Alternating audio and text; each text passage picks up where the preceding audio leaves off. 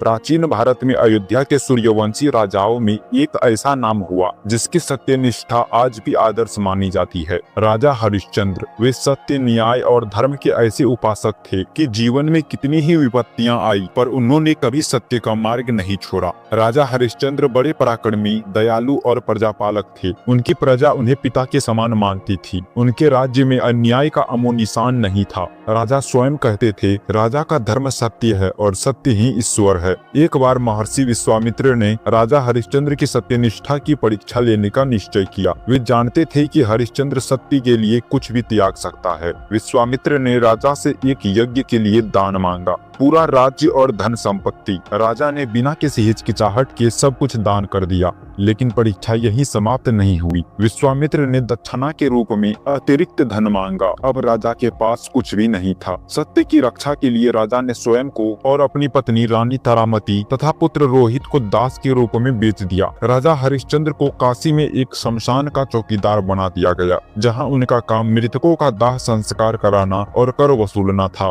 एक दिन दुर्भाग्यवश रानी तारामती का पुत्र रोहित सांप के डसने से मर गया। रानी अपने पुत्र का शव लेकर शमशान पहुंची। चौकीदार के रूप में खड़े राजा हरिश्चंद्र ने रानी को पहचान लिया, पर धर्म के नियम के अनुसार उसने शमशान कर मांगा। रानी के पास कुछ भी नहीं था। उन्होंने अपने वस्त्र का एक हिस्सा उतारकर कर के रूप में दिया। राजा का हृदय फट गया था, लेकिन उन्होंने सत्य और कर्तव्य से मुख नहीं मोड़ा। यह देखकर देवता भी द्रवित हो उठे। तभी महर्षि विश्वामित्र, देव ऋषि नारद और अन्य देवता प्रकट हुए। उन्होंने राजा हरिश्चंद्र की परीक्षा समाप्त होने की घोषणा की। देवताओं की कृपा से रोहित जीवित हो गया।